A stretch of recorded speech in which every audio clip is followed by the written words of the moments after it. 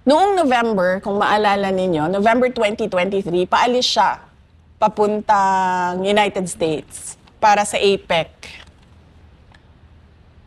Bago siya umalis, one day before, tinawagan ko si Senator Amy Marcos. Sabi ko sa kanya, samahan mo naman ako kasi kailangan ko kausapin si BBM. Kailangan ko isama si Senator Amy dahil hindi ko kaibigan si BBM. Katrabaho ko lang siya. Presidente lang siya para sa akin.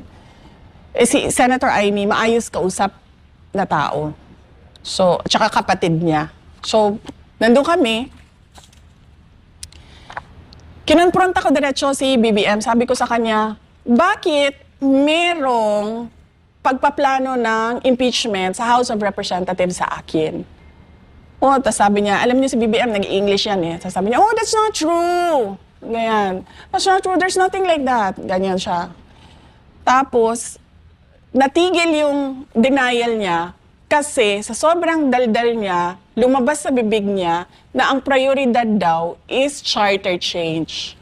So nung narinig ni Senator Amy yung charter change, nag-react siya. Sabi niya, sa dami-dami ng problema ng ating bansa, bakit naging charter change na ang prioridad? Tapos sabi niya, no, this will be for the country because it's all about the economic provisions, ganyan.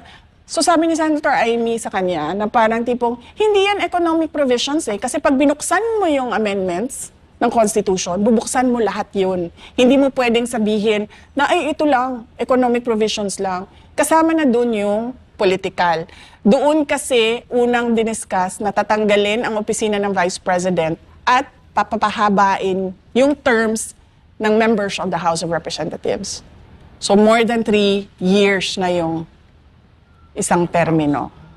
So dun yun, na-confirm ko na alam ni BBM yung ginagawa, bilihan ng signature sa People's Initiative. Doon sa discussion namin kasama si Senator Amy Marcos. November of 2023 yun.